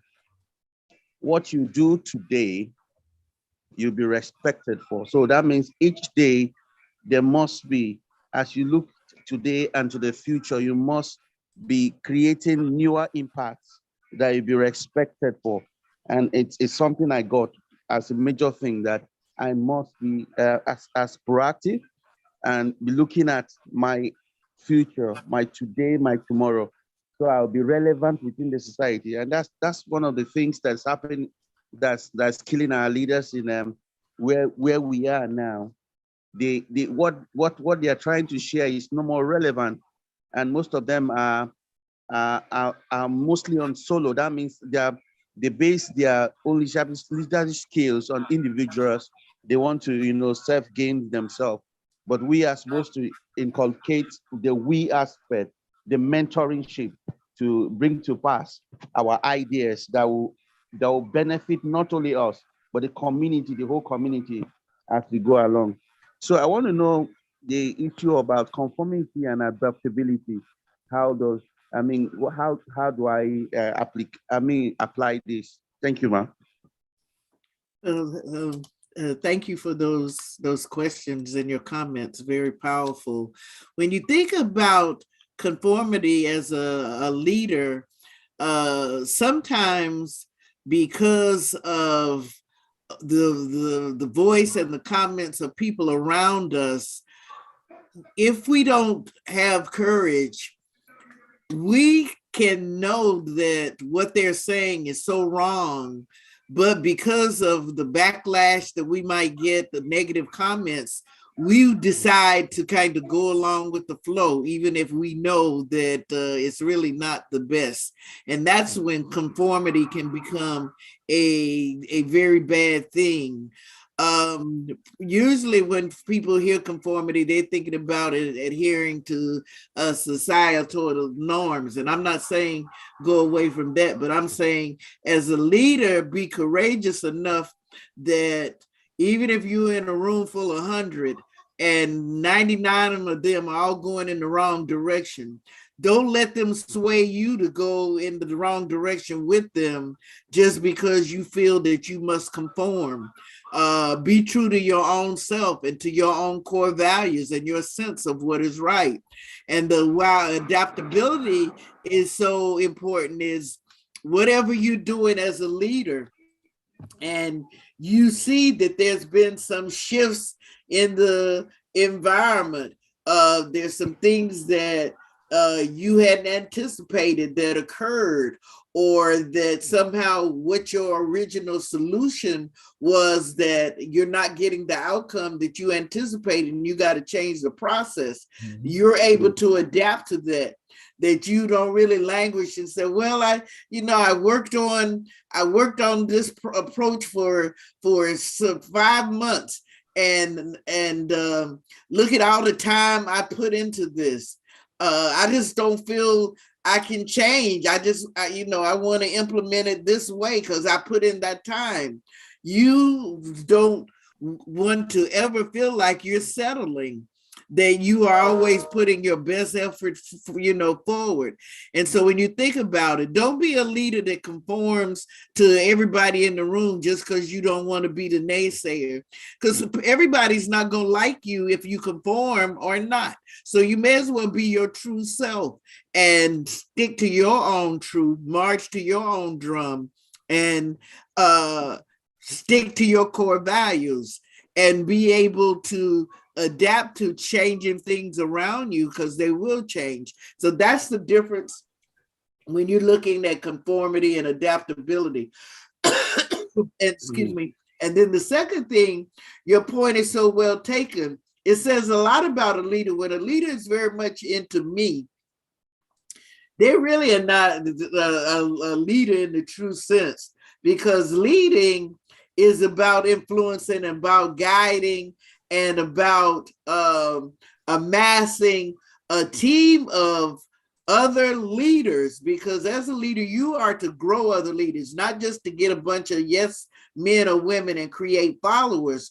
Real leaders create other leaders, and that's part of their legacy. Sowing those seeds of goodness.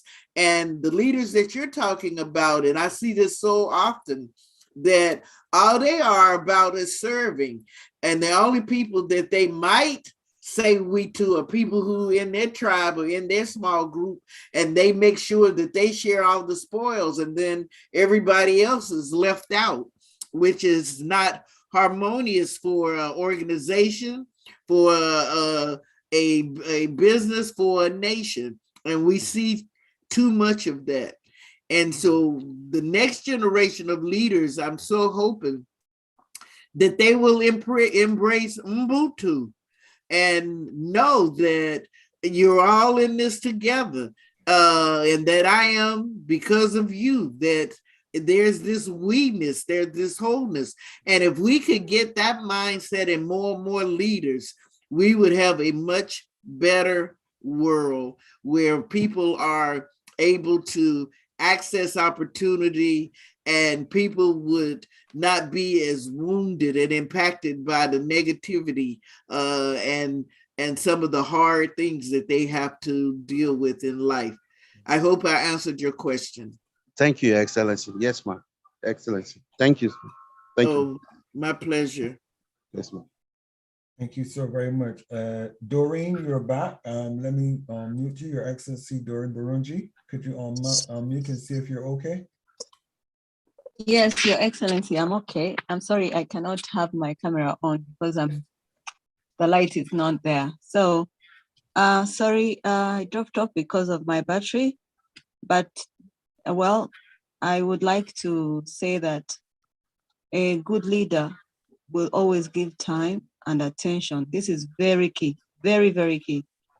No longer will I have people who come and just share train my staff by just doing it and just just leave without taking time to understand that they have understood what they have been trained in, and they're going to actually produce what they have learned. So for me, leadership, in tonight's class, it has helped me refocus on who comes to speak to my staff and to me, and see if this person is really after the money or adding value to the organization. Yes, so I would like to thank Her Excellency Dr. Anita Davis-DeFoe for this wonderful lesson. Leadership is something that I need to focus on now. Thank you, Your Excellency. Thank you so very much, Your Excellency Doreen. Your Excellency Adiola Olukoya, please unmute yourself. I know you're here, and I just want to make sure that you're able to pick up. Are you able to unmute yourself, Your Excellency Adiola Olukoya?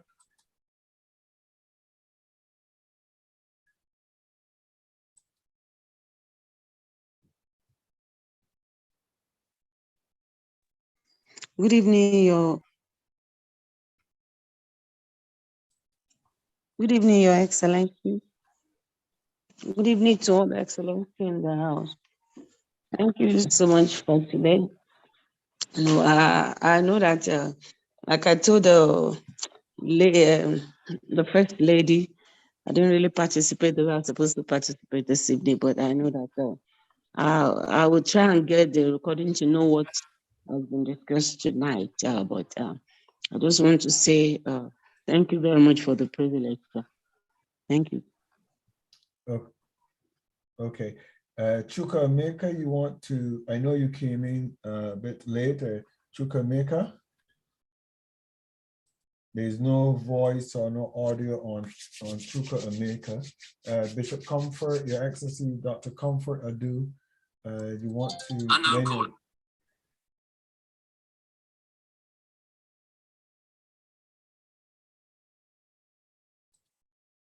unmute? Can you unmute? Yes, well done. Thank you, Your Excellency, Bishop Dr. Michael Steele, and good evening. Also, good evening to First Lady, Her Excellency Jenny Steele, and Her Excellency Dr. Anita Davis-DeFoe. So sorry I missed your talk. I have been thinking about you, but there had been a lot of traffic, and I was held up as we were putting things in shape for our Sunday event. And thank God for the topic of leadership. And I also greet you all, the leaders in the house, all the excellencies. I salute you all.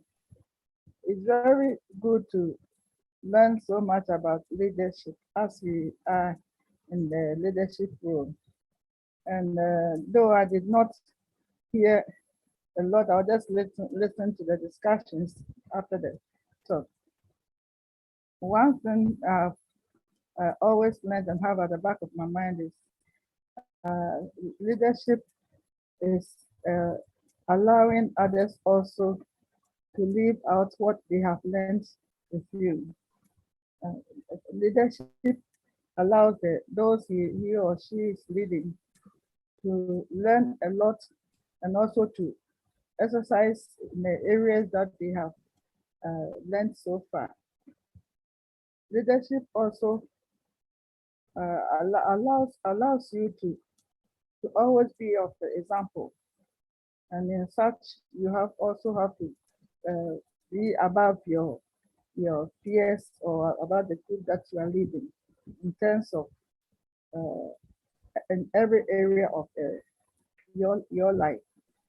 One thing I always remember is there was a time I was in London and I visited one Orthodox and Greek Orthodox Archbishop, and then we left him at a place where he's supposed to be, but he was saying that we have to take him to the university campus. And I was asking that, what is he going to do there? He said, as for we Greek Orthodox leaders, that is he was in that position, he has to always learn so that he will be as a leader above his peers. And I was so very much encouraged by what he said. So that if you are a leader, your age does not matter.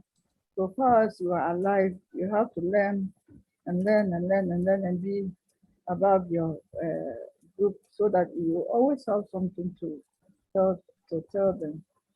So I thank your leadership for bringing up such topic. And I think I have to go back to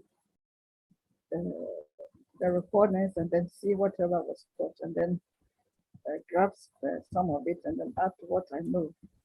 One lesson I also learned this evening at our meeting was, though I was the chairman to the group, somebody came in late. And then the others wanted us to close, but I said, oh, let us listen to whatever he has to deliver. Because I know as a leader, you have to be a good listener. So I just listened to the one who came in late. But I thank God that what he put on floor was so good that it will help us with our event on Sunday. And in fact, he was a younger man. Let's put it this way. But I humbled myself to listen to all that he was trying to teach the group. And at the end of the day, I found out that there was wisdom in it. So as a leader, you don't always have to take it that you know everything. You must also be a good listener.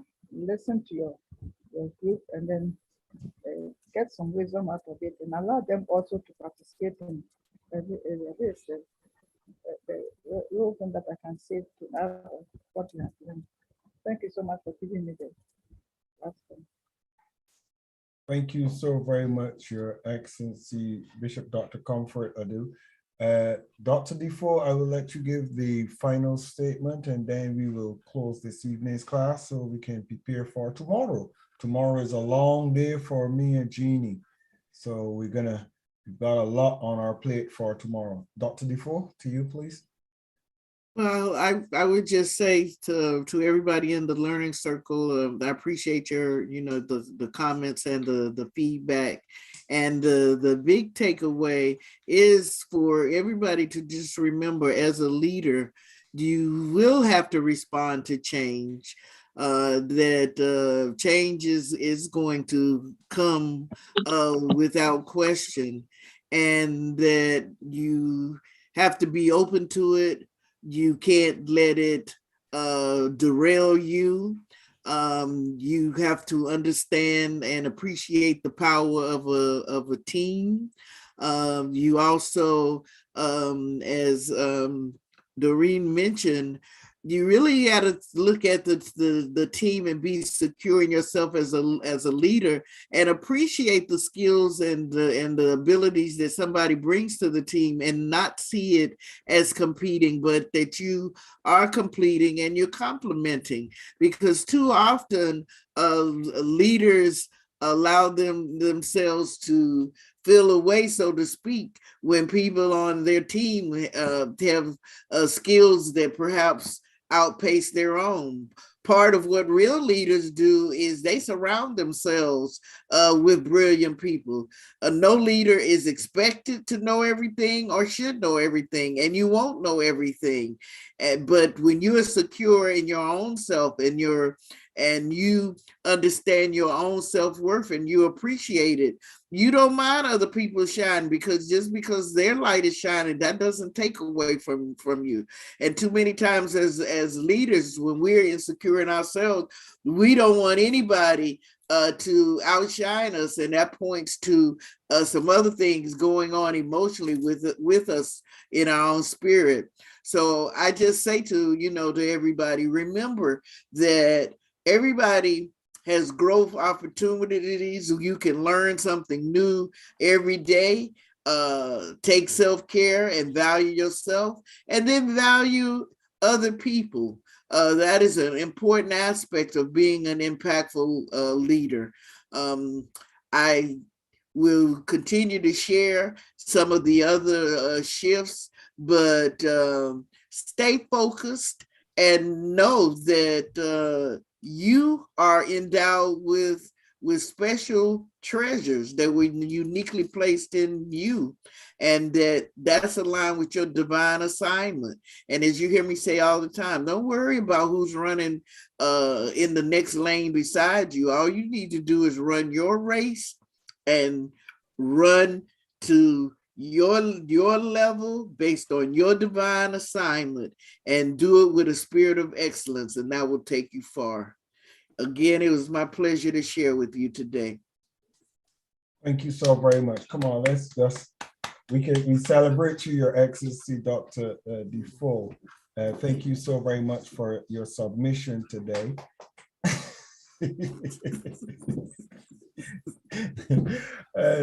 That's Joshua just wanted to give you a hand. He snuck in because he knows it's the end of class. So I hear him coming. And I said, okay, he coming because he hearing goodbye is going to be said now. We just want to, and that's the next generation. 100-year vision means that somebody's got to take over. So, but Dr. DeFoe, it's been a pleasure. And again, I think the refreshing thing for me is just to sit at your feet, because we sing from the same hymn sheet as leaders and mentors, and we never conflict, because there's no conflicting in similar mindsets or thinking. And after that, I'll say, for Class of Steel, we thank you so very much for being with us. I want to honor His Royal Majesty for being with us this evening. And all of you who were here, though everyone have not spoken, I hope that you will have a takeaway that will add great value to you. Well, we're packing up and we're going to be preparing for tomorrow morning at 9 a.m. tomorrow morning at 9 a.m. London time, where we have the men's conference. And trust me, I've been reviewing the PowerPoint presentations that have been submitted by those who are going to be speaking, and I'm excited about the information that's going to be shared with us tomorrow. Me personally, I'm excited about it. So join us tomorrow. And I want to wish you guys a fantastic weekend. Thank you for those who are viewing us on our YouTube channel, on our Facebook channel, on our LinkedIn, and on other social media networks. I encourage you to get close to Her Excellency Dr. Anita Davis-DeFoe. She gives us a small snippet of those things that she has to offer the global community. As a matter of fact, she will be one of the speakers tomorrow in the Class of Steel mains training, and you are in for some deep information and great teaching. And as I will finally say, as soon as they hear of me, come on somebody, as soon as they hear of me, they shall obey me. The strangers shall submit themselves unto me. Why? Because I have the answer, have the solution, and I have the right attitude and the right mindset to cause them to get to the next level. Good evening and God bless everybody. Bye-bye for now. Dr. Anita Davis-DeFoe, thank you so much, man. Good night, everyone. Good night, all your excellencies. God bless. Good night. Good night. Good night. Bless you all. Good night, everyone. Good night, everyone. Good night.